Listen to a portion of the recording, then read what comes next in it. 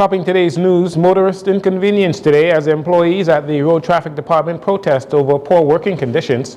Hotel workers applying pressure to Atlantis to sign their long overdue industrial agreement. Prime Minister Philip Davis encourages the opposition leader to apologize to the Commissioner of Police. And Junior Jonkanu takes over Bay Street tonight here in the capital.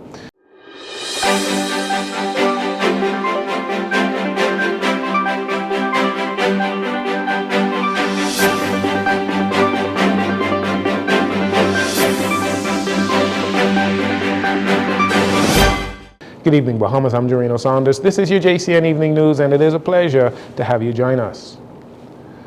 Just days ago, the Minister of Energy and Transport, Jobeth Kobe Davis, assured Road Traffic Department employees that the ministry is working quickly to improve their working conditions and that there are plans to move into their new building by the middle of February. However, employees say that they are tired of the empty promises and horrible working conditions in the eastern grandstand of the Thomas A. Robinson Stadium that is currently undergoing repairs for the IAAF World Relays.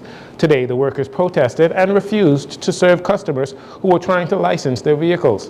One employee who wished to remain anonymous says the conditions they work under are unhealthy and inhumane. You look at where we have to sit our desks, it's not conducive to an office space. It's like we're in a storage room, boxes all around, dusty, dirtiness. We've been complaining to management. Management is not answering us. Termites in the cashier's cage. They have to deal with termites every day. Carrying termites home. We've complained about this from time and time again, and yet nobody. All they will say is we're working on it, but nobody's doing anything. So why should we stand with them if they don't want to stand with us? Management don't want to stand with us. They just want to say, okay, do the work and we'll fix it. But when that's empty promises, when are they going to fix it? Come on. We come to work from after 7. Sometimes we don't leave here till after 5. We don't have lunch. Road traffic staff don't go to lunch. We give them our all. We give them our all and they can't give nothing back to us. We don't ask for nothing. We just ask for a safe work environment. Earlier this week, Minister of Transport Jobeth Kobe Davis said work to the new location in the Summer Winds Plaza on Harold Road is expected to be completed by mid-February. In the meantime, employees say all they are asking for is a comfortable and safe work environment. Work is suspended until they could get a building to where we are comfortable. We don't want a moldy building. Don't put road traffic, who is on par with customs sometimes as far as revenue, don't bring us into another moldy building. When y'all come correct, because enough is enough. Because by the looks of that building is nowhere near to be completed. So I feel like they're going to just rush a job and just throw us in there to shut us up. We tired. Give us something decent. We ain't asking for nothing new. Something decent, something healthy. The Ministry of Energy and Transport released a statement apologizing to customers and recommending you visit the Carmichael Road and Fort Charlotte locations for licensing and inspection of vehicles.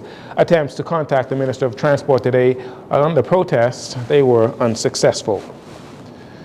Scores of hotel workers from the Bahamas Hotel Catering and Allied Workers Union blocked the Sydney Poitier Bridge to Paradise Island early this morning to put pressure on the executives of the Atlantis Resort to sign an industrial agreement that has been outstanding for more than 12 years.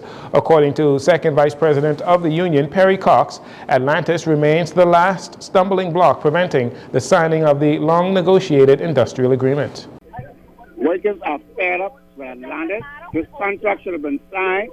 Every time we come to some headway, Atlantis moved the goalpost. So the workers right now, so they're fed up. They take action this morning to come on the bridge, to Sydney Poitier Bridge, to send a message to Atlantis. Every other person in the association wants to sign the contract except Atlantis. Okay? Except Atlantis. Union members, some in work uniforms, stood in solidarity from as early as 5 a.m. until about 8 a.m. this morning. Mr. Cox says workers are fed up due to the constant moving of goalposts. He stressed that every other member of their association is prepared to sign the agreement except Atlantis, taking a direct swipe at the resort's president and managing director, Aubrey Oswell, who has been in the news quite a bit in recent times. I was saying this lady, Audrey, became CEO of Atlantis. All the problems started from her. Look like no prime minister could deal with Audrey. Nobody, from Mr. Davis Mr. Minister, nobody. I don't like Bahamians until do anything about the union and these workers. That's where the problem coming from. It's only the beginning. According to Mr. Cox, action taken by labor officials today, they welcomed those actions. Labor Director Howard Thompson arrived on the scene of the protest and spoke directly from the demonstration to the Labor Minister Pierre Glover-Roll, who Mr. Cox says is very proactive. Minister Glover-Roll and the Director Thompson, they are expected to meet with all parties before noon on Friday.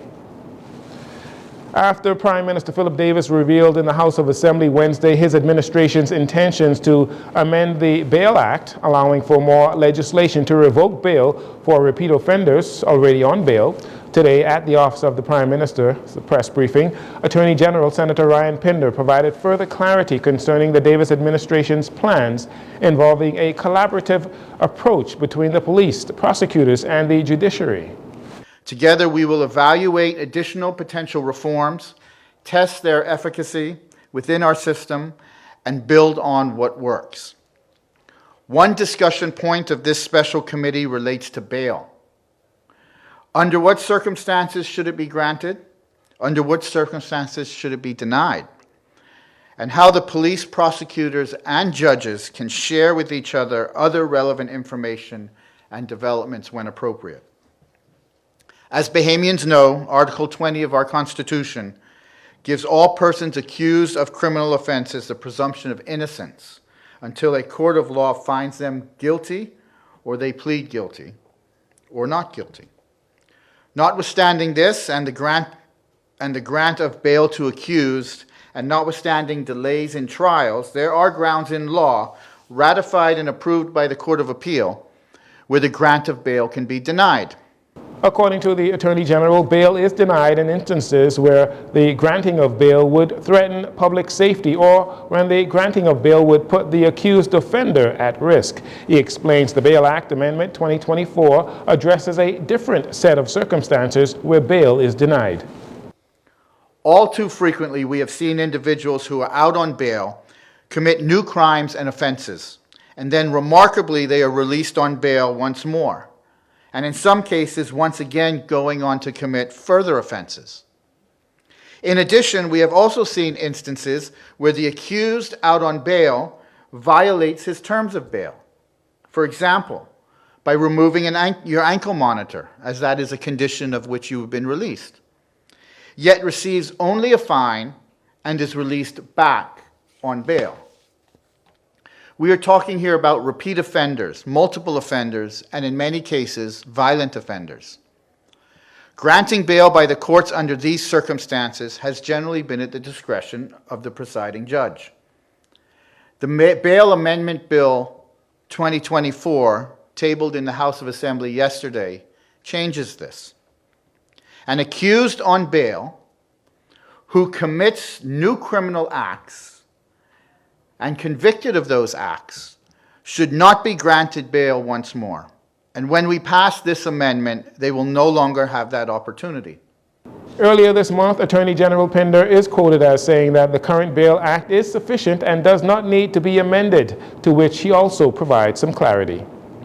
So it's not a change of heart. And if you would have seen my quote that was actually in the papers today, when asked that question, it was in the context of amending the Bail Act regarding the granting of bail and the denial of bail. And I made clear that our regime provides for that and no amendments would be necessary because we, as I described earlier, there are grounds for the denial of bail. What this amendment seeks to do is provide a framework for bail to be revoked, which is a different context and concept from when I was asked questions. I still stand by those comments, but those comments were with respect to the granting of bail and parameters for the denial of bail. Senator Pinder says the removal of the option for fines when bail conditions are breached underlines that imprisonment is the only option for offenders found guilty of breaching your bail conditions. And finally, in this segment, during Prime Minister Philip Davis's communication on crime in the House of Assembly on Wednesday, he expressed disappointment in the opposition leader Michael Pintard's critique of the Commissioner of Police, Clayton Fernander, in regards to an ongoing investigation in the FNM Vice Chairman Richard Johnson's assault matter. The Prime Minister accused Mr. Pintard of calling the Commissioner a liar. As was widely broadcast in the media, the leader of the opposition, Her Majesty's loyal opposition, accused the Commissioner of the Royal Bahamas Police Force of being, and I quote, a liar. Madam Speaker, I'm sure that I'm not alone to describe to the House the shock and embarrassment I felt here, an honorable attack the Commissioner of Police in such terms. What made the attack even more egregious was the fact that it stemmed from the fact the honorable gentleman was merely ignorant of the details concerning a police investigation, an investigation in which the honorable member may likely be a person of interest, given the public utterances of the complainant. Madam Speaker, calling someone a liar is not language permitted in this House, because it is an affront to the implied integrity of everyone here. Prime Minister Davis said one would think Mr. Pintard would show more prudence, as making such an accusation in the media exposes him to the possibility of criminal libel. He accused Mr. Pintard and the opposition of trying to undermine the integrity of the Commissioner of Police, who is at the forefront of the battle on crime. The Prime Minister encouraged Mr. Pintard to apologize to the Police Commissioner. The Commissioner deserves better. The ladies and gentlemen who serve in the Royal Bahamas Force and all our armed forces and services deserve better. I therefore invite the honourable gentleman, the leader of the opposition, to do the decent thing and apologize to the In response, Mr. Pintard noted that he has already been in communication with the police commissioner and accused Prime Minister Philip Davis of attempting to deflect from the ongoing issue of crime. He says the opposition will not be shamed into cowardice.